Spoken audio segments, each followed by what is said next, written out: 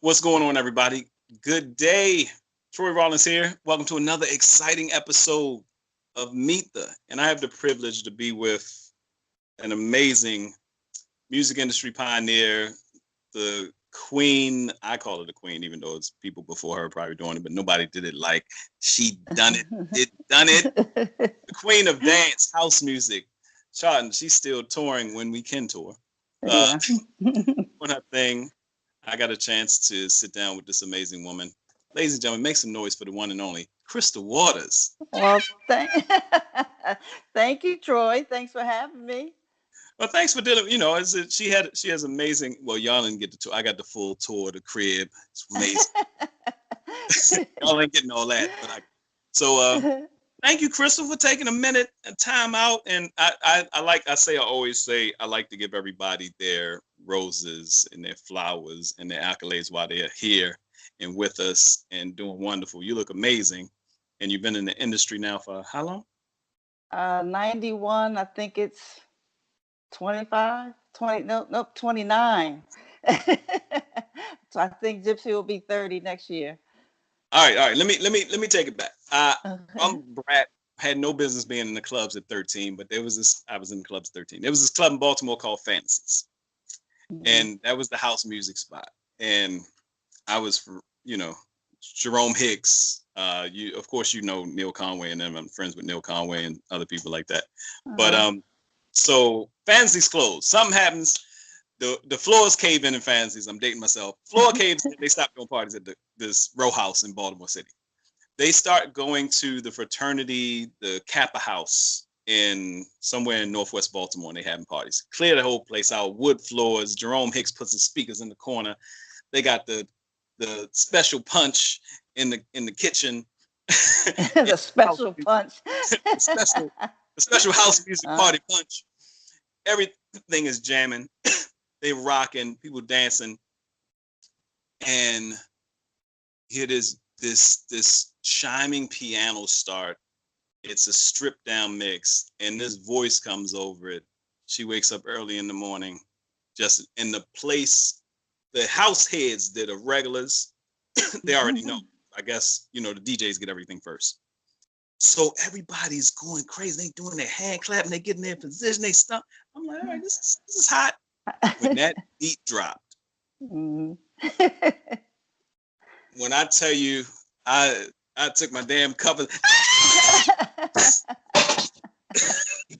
lost to this day. To this day, you heard certain songs. To this day, if I hear that stripped down bone, because there's so many remixes and stuff, I don't know how you do it. That's I hear that strip to the bone mix. Strip to the bone mix. And anytime I hear that, I don't care what I'm doing. My daughter's 8 years old, and I'll play it on YouTube, and she'll be like, That is so nice. Thanks for that story. So, and I graduated from high school in 93. So I was a house head. I'm still a house head. But when I tell you that, and then it for us who became fans and were going to clubs and DJ, it seemed like anytime you were on anything, it was just it was magic. So I do a Tarantino style interview, so I'm gonna jump around. So for those that don't know, where are you originally from? I'm originally from South New Jersey, exit number 3 on the turnpike. I grew up in Deptford, New Jersey, in a musical family. My father was a jazz musician, and my uncle was the lead saxophone player on MSFB, Sound of Philadelphia. Yeah. So my aunt was Ethel Waters, very famous singer in the 1940s and actress. Cabin in the Sky. Amazing. So yeah. I always say I was on the road with my father when he would tour. I would tour with him when I was younger. So I always say I've been on the road since I was 8 years old. So it's just, I didn't see it coming, but I guess I should have known. And you're a poet head. You a poet. You love writing poetry. Is that where the lyrical comes from? Well, that's when I was younger. Yeah, I used to love to write poetry. I was very shy, very introverted, and so I would love to be in my bedroom, have my headphones on with the music, or I would sit and write poetry on a typewriter. And I actually saved that typewriter for my kids. So yeah, it was this, I think it was one way to express myself since I didn't really talk, you know. So when did you, and it's funny, different thing. You were just introverted. You're doing your thing. Academics were pretty big with you. You were Hmm.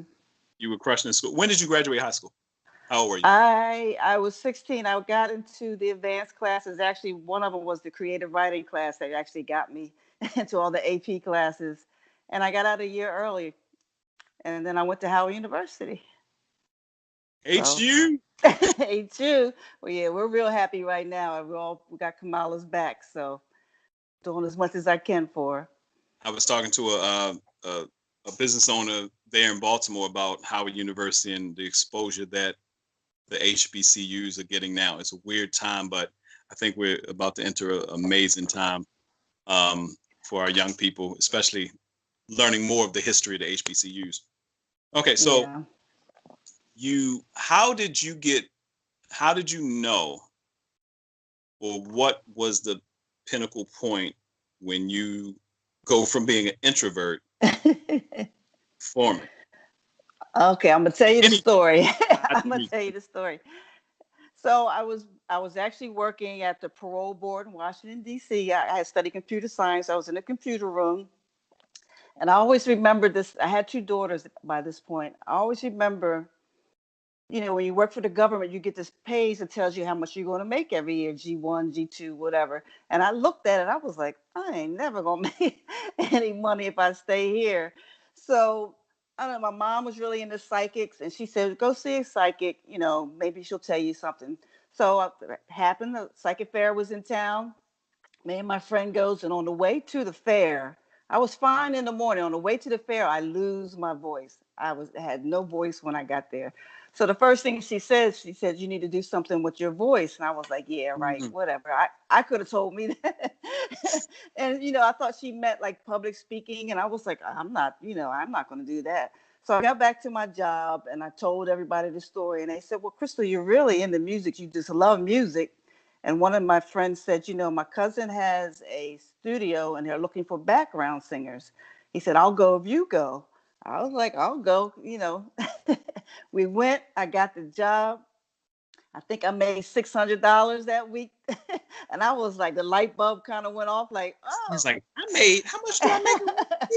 I was like, oh, and then hung around the studio as much as I could to see if I get more work, and I realized that I probably have to create my own project, and I knew I could write. That's the one thing I knew I could do really well. I had never really written to a song, but I knew I could write, and that was kind of the light bulb moment. I put an ad in the city paper looking for someone to cook. I know it's crazy. I would not let my daughters do that right now, but I put an ad in the Hey, paper. city paper used to be the joint though. There's in the Baltimore music, DC city paper, you can yeah, find in the anything.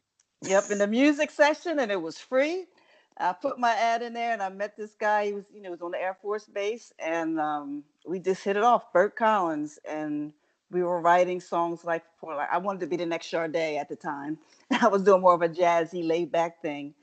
And long story short, we snuck into this conference. We didn't have any money, so we snuck in the back door at the hotel. And I saw the Basement Boys in these leather baseball jackets. They were so cool with Basement Boy, across the back. And I Right. handed them the cassette. Now, And at the time, was it Tommy Davis and Teddy Douglas, or it was who three was of with the them. big It was Tommy Davis, Teddy Douglas, and Jay Steinhauer. they stand? So I handed them the tape. They called me that night. Teddy said, I just love your writing. He said, we don't really do that, but we would like to sign you as a writer to write over some of these dance beats while we shop your stuff. So he said, would you mind writing for other artists while we get your stuff there? I was like, sure, fine. So they started sending tracks. Neil sent his, and the first two songs I wrote was Gypsy Woman and Making Happy. And I went up there. I went up there. This is back. I had to drive to Baltimore from DC, and I sang the songs in front of them. They just fell out of the chair. I was like, "What? And Okay." just a quick interjection. uh, People in DC don't like to drive to Baltimore, so that's why she said, no, not "We're at going, not at that we're going time. from Not in the Baltimore to late DC '80s. party." DC's like, no, we got enough here, and y'all close at 2. No, we good. We good.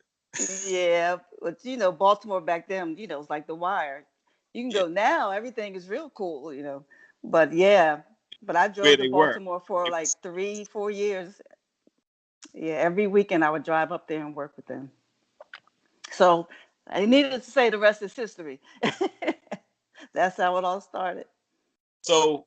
All right, you meet the Basement Boys. You recognize because by this time you're in the circle, and some people may be like, man, that just seems like the circle of music. When you get in certain areas like Baltimore, even with New York, even though New York is so big, once you get into the hub of doing music, it's Mm-hmm. like a domino effect. Other people talk about other people if you're in the right circles.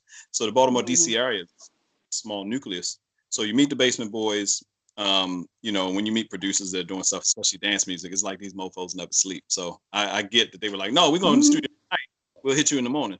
Yeah, yeah. And it was so new. The dance music was so new back then. You would only hear it like late night on the radio. So it was just all new. I don't think we even knew what we were doing at the time. But they were, I would say the Basin Boys were producers. They took the time to do live music and live instruments and everything on the track. So it was really a really good connect. Right. So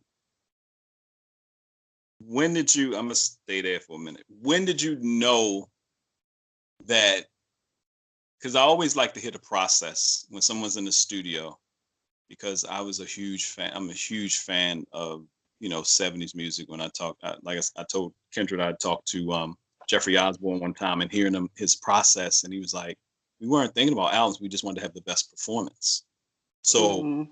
record companies came.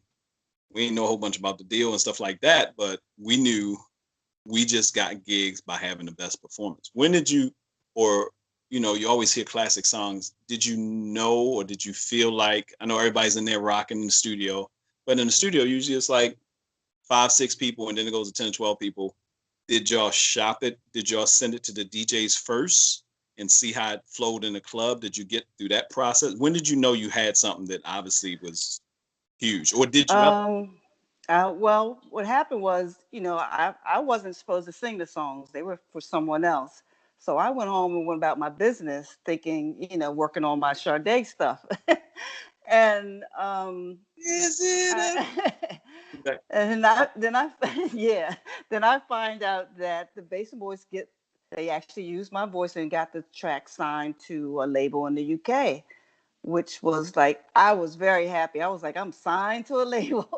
So, it sat there like from 87 till maybe 88 till 91. So Bruce Carbone at Mercury heard it from the UK, Oh, he wait, brought it to New York.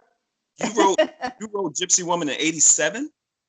Around 87, 88. I sat signed for like 3 years. I was signed so long that the people thought I was lying. Like, she ain't signed to no record label. But yeah, it sat. And then I think Tony Humphries played it in New York. He played it from the cassette. I think the Basin Boys had sent it out.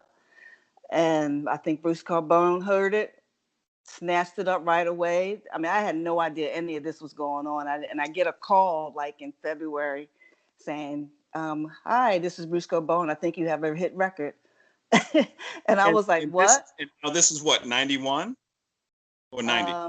91? This is probably 90, because I found out like just before it was being released, because it was released. I remember being rushed to New York to do the photo shoots and everything for the song. I think it was doing well in the clubs, but they were trying to get ready for the WMC, the Winter Music Conference in Miami. Mm-hmm. And they rushed me up there and got all the pictures done and everything. And nobody even thought about an album. So after, I started off in the R&B department at Mercury. Then the next day they put me in the pop department.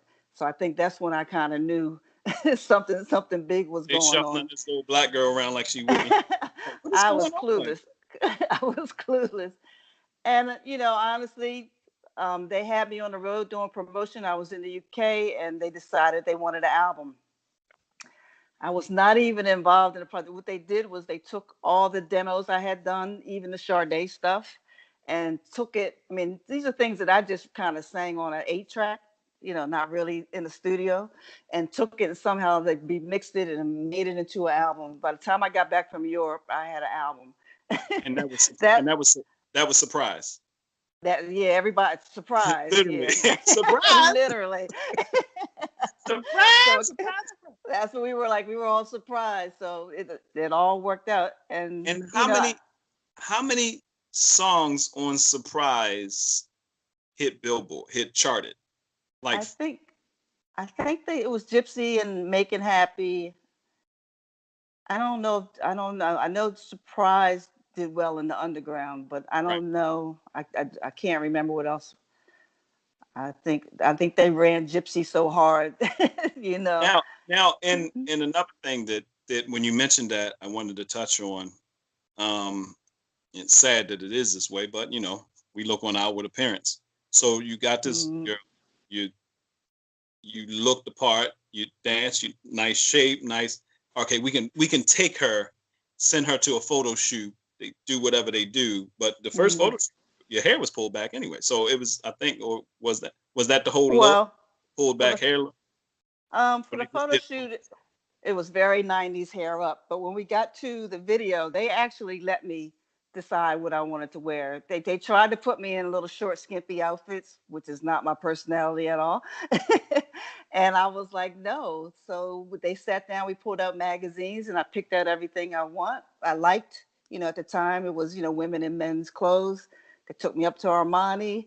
And if you see the ponytail, Gypsy Woman, that was a nod to Sade because I wanted the long and Yo, the see, juice, Sade. see, that's why I had the ponytail. But yeah, so that part was really good. I learned a lot doing that part. But I'll be honest, I kept my job at the parole board for a year and a half because I wanted my insurance. I didn't get it. I thought, it would be just that. And I wanted to make sure I had my health insurance. And, just in case that was it. I hear about people all the time. I mean, sad. You hear stories, sad stories that George Clinton is doing hair someplace right now because he doesn't have the rights to his music. He signed away the rights to his music years ago. So Yeah, he's that's somewhere, George Clinton in a salon somewhere doing hair. But it. Anthony Hamilton was still cutting hair when his stuff was being played. He was like, I don't know. Yeah, you never know. I You see never know. people, yeah, can't quit too soon. Right. The image thing is really big because I guess around the time you were hitting or at well, Martha Wash was before then because I just watched the thing with Sylvester and realized that Martha Wash was one of Sylvester's background singers. Hmm. And how long she had worked in the industry. They did the Weather Girls, but when it came to house and dance music, you didn't see Martha. You Yeah, know, you saw the model because we you were know. like that's Martha's voice. That's Martha's voice. There's no other voice like that. So yeah, So I how remember that. it had to be gratifying to you, but even though you never probably, I don't know if you were ever a big kid but I don't know if how gratifying that was to you to know that they just said, Crystal, the music is hitting, and you look, come on, Yeah. let's put you out front because there's people like Marsha who's working their ass off, and I didn't even, when I heard Black Box was huge, and then they Hmm. started, and you're looking at the chick like something ain't right here. Hmm. You know what I'm saying? All Yeah. those companies that had the Hmm. CNC and stuff, and then they got to search. They got somebody on the album, and then they got to search for a person to fit Millie, close to Millie the voice. Vanilli. Millie Uh, Vanilli was the ultimate. So yeah, I mean, it still happens. I mean, it's getting different now. People don't even need to be in the video. People don't even want to be in some of these videos now because of the fame part of it. But yeah, I think when I hear other people's stories about, especially people that came after me, like they tried to dress people like me, the dance artists and they're, So what you're yeah, saying, I guess I was blessed. yeah, from what you're saying, you made that decision. Say, no, I'm not gonna be the skimpy dress chick. I want to flow how I see people flow. Plus, being from D.C., Maryland, I think it's something that comes from because we come from a diaspora, a place where there's such a large amount of professional women. Yeah, I was Black, in the business. I was in the business school at Howard University, and you had to wear that outfit to class. You had to be in a professional outfit to go to class anyway. So I think I was already in that mode, and that's who I was. And I think I'm lucky that they noticed that there were females up there who were on my side. I think I had some good people around me. That's very key. That's very key. And this is I mean, how you become the biggest thing. This is the time you at Howard during the time of like a different world and all that energy and all black. It was wonderful to be black, and then you come and hit pop at a whole nother level, and you start touring. How was it to go to Europe? How did that? Had you ever traveled abroad before then? Nope, I had never been abroad. I think my first place I went to was the UK, top of the pops, and I flew on the Concorde. You remember the Concorde?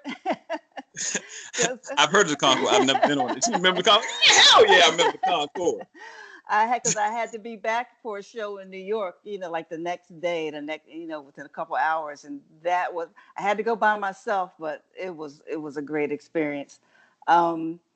I mean, it was very nice. I mean, it happened really fast, and like I said, I had 2 children at the time, so you can imagine mommy don't go part.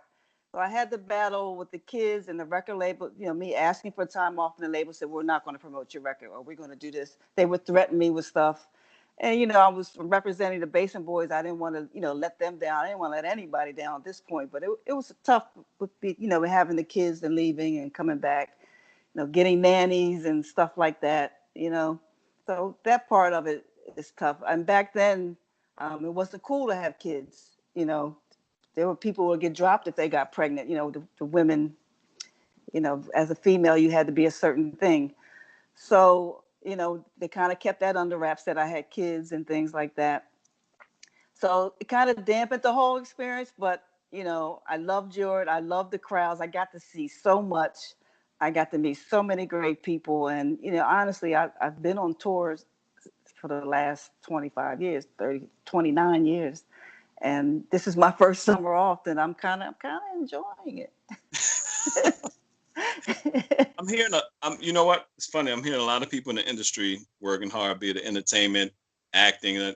One day I saw Niecy Nash talking to Little Rel on a live, and he was like, "You know what? I really like my damn house," and she's like, "I like my house too." Yeah, that's how it's feeling right now. You don't think about that, and a lot of people, you made a decision. You talked about I don't know if you said one. You have 2 daughters. Yes. And you said both of them are in Los Angeles now, or one of them? Yes, both of them. So, and are they in the industry, or they?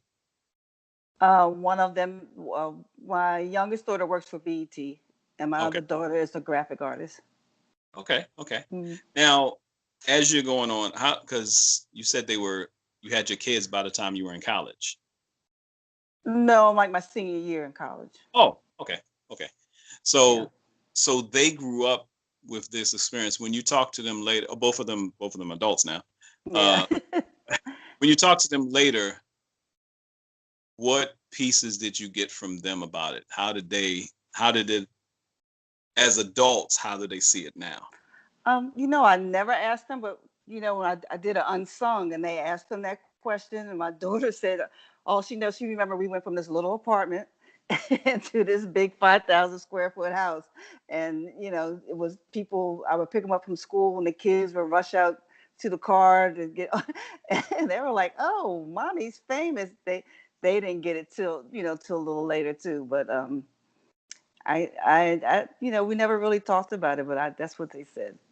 They interviewed Patti LaBelle's son one time. He said he was with his mother in the grocery store, and all these people lined up. She's like signing stuff. He was like, "What is going on?"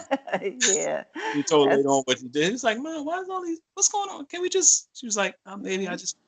It's like, yeah. All they think of is mommy. You just mommy and nothing else. I would come home so tired. They were like, "Nope, mommy, you taking us to school. Nope, mommy, you cook dinner." So they, how kids are. Yeah, and it's not even just being a regular music artist and doing concerts and stuff and staying up late, but to be a pop and dance music like the queen, meaning that some of your performances probably started at 2 a.m. Oh yeah, jeez. And then afterwards, they're like, "No, don't leave, Crystal. We have a whole you have to have that party next 7 days." After party, then the after party. Yeah. So just the fact that's why I even like, this guy's flirting with me. Why does he keep saying I look so good? That's why I'm like, yo, you look amazing. Because a lot of times you hear the people that have that kind of life, and what kept you grounded all these years? Because you're still hitting. Like, I just Yeah. listened to an interview, and I'm friends with DJ Spin, and I interviewed him, and I heard the joint you dropped with Spin, and I was like, you're still doing it. You're still doing it. Yeah. What's kept you grounded all these years? I think, the kids kept me grounded. You got to pay your bills. But, I love this. I love what I'm doing. I love touring. I realize that I'm blessed to do what I get to do. And, I just love it. I love dance music. I love writing.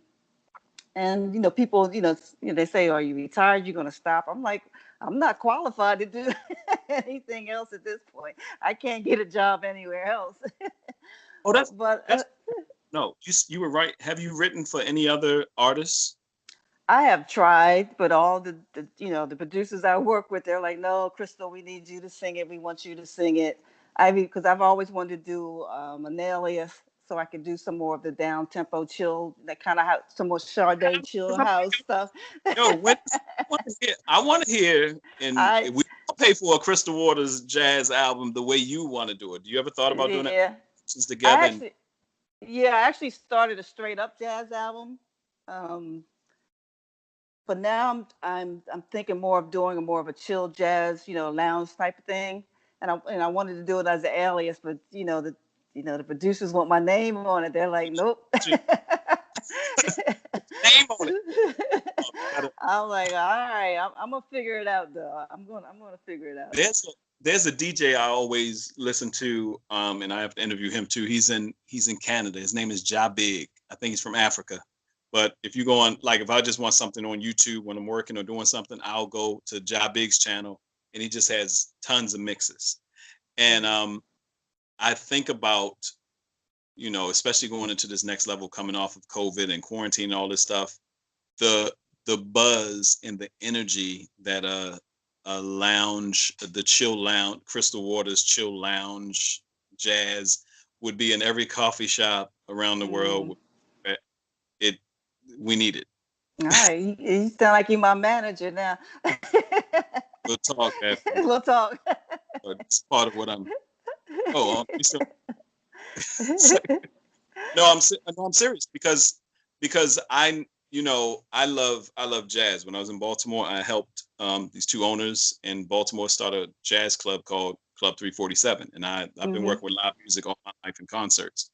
And I am a coffee fanatic. You see, I always have some coffee near me. But the energy that we took for granted, we're about to go into a time where, and you went to the place, you traveled to the place where there was no, in the 90s, there were no Starbucks coffee shops like in Paris. That atmosphere exists. The guy who started it with Starbucks went to Paris and said, man, what if we stopped just selling people beans and having tasting? What if we made this into like a Paris type flavor? That's what I say in the grande, so the whole energy of what they started doing with the music and stuff was trying to recreate what they have in the UK. You already know. You were a part of that culture already. Yeah. We we say we're pioneers now because we didn't know what we were doing. We were just doing what we were doing.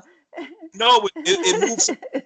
Really know you had something. Being yourself. Like, what would you tell a young female? And I know we got to start winding down, but what would you tell any artist, but definitely the young female artists, about being? And I'm not knocking the Cardi B and whoever if they being who they are. Cardi B is being who she is. I can't really.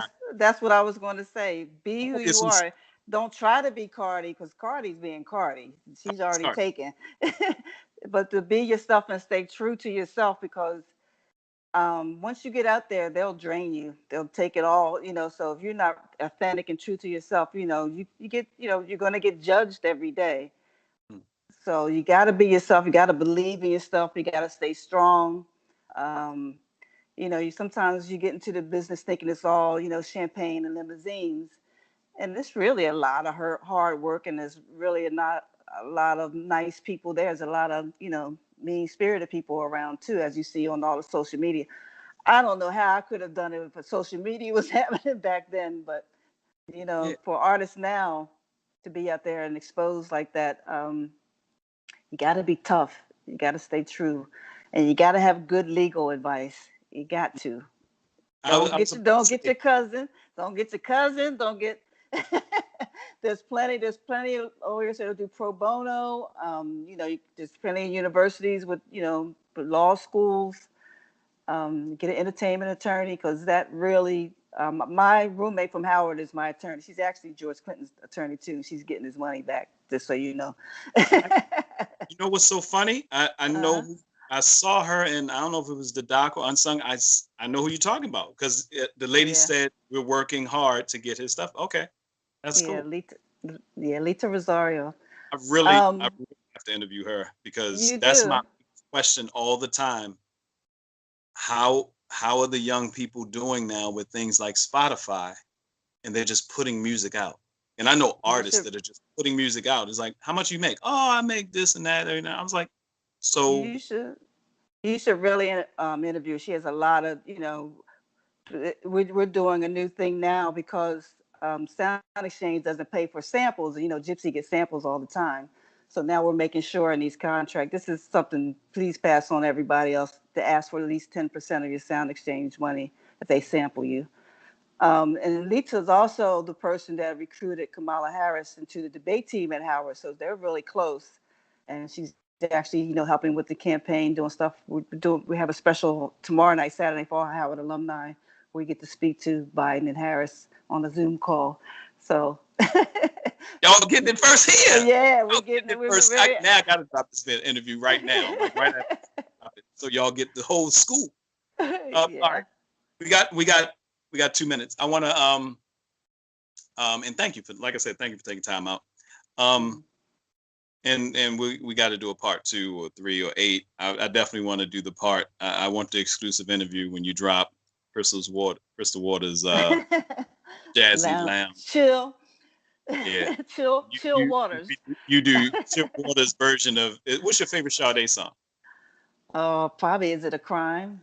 Yeah, I'd love to hear you. I'd love to hear you do your versions of that. Yeah. And you don't got to worry about it because if you do your chill lounge, how everything you can do everything you want to do.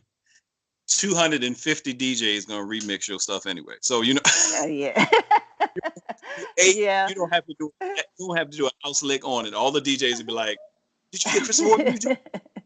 Yeah, I do. I have a lot of vocals. People say, "You have any leftover vocals?" I'm like, "Nope." Everything I do, somebody, even if it doesn't work right away, they'll find a way to remix it and make it work. So that's the beauty of being in dance. Yeah. They they're gonna find a way to make it work. Did you ever think that, and like I said, I'm closing out, but did you ever think that so many, like now, think about the past 5 years, how many hip hop artists have sampled Gypsy Woman? Oh, Gypsy gets sampled twice a year. She has a life of her own. I just check in on her, and a lot of the DJs in Europe, um, they're like Afrojack. This sample had a big sample on it. Clean Bandit. This is why I'm asking for my sound exchange money. But yeah, it's called an evergreen, and I just sit here, and we either send out cease and desist or pay me, or sign. I'm really blessed with that. And especially when the hip hop kids do it, I'm like, wow, that's really big. When Ti did it, I was just totally shocked. But it's nice to know that they like it. They see some value to it. Yeah. So thank you, young lady. Thank you for taking a minute out. We got to do it again. I'm Okay. serious about. Oh, we'll get on the sidebar. I'll get your information. Okay. All Quick right. as a game. Look, don't start business with me. I'm here to finish it. Y'all heard that, right? Okay. Yeah. All right. Yep. Crystal And I'll Waters, get thank you. you. How can people get in touch with you? How can they find you, find out what's up, and get some Mhm. more of your music? Well, I'm on Instagram at Crystal Waters. I don't play with Facebook too much. You can also find me. I have a podcast called I Am House. Crystal Waters presents I Am House podcast on iTunes, Google, and Android. I also have a record label. If you have any artists that's aspiring to do some house music, I'm looking for house music vocals and music. You can contact me at iamhouserecords.com, IAH.com, demos at IAM. You can reach me. I'm on Instagram too. And for all you beautiful men, I have a skincare line for men called Boy Face. It's a clean, plant-based business school, I'm telling you. It's a No, clean, I got the. plant-based. I have to. We're gonna have to talk some more because Yeah. I got the. When she sent it to me, I was like, "Is this boy faces in boy face?" Because I got. Yeah. So I'm really having fun with that. It's on Amazon, or you can go to boyfaceme.com. Just look around. You know what I'm saying? Support a sister. Perfect. Thank you, Crystal. You look amazing, and Thank you. for doing so much for the culture continuously, and for the next push, and get out and vote, y'all. HU on the. Yes. Yes, please. I appreciate you so much. I'll talk to you soon.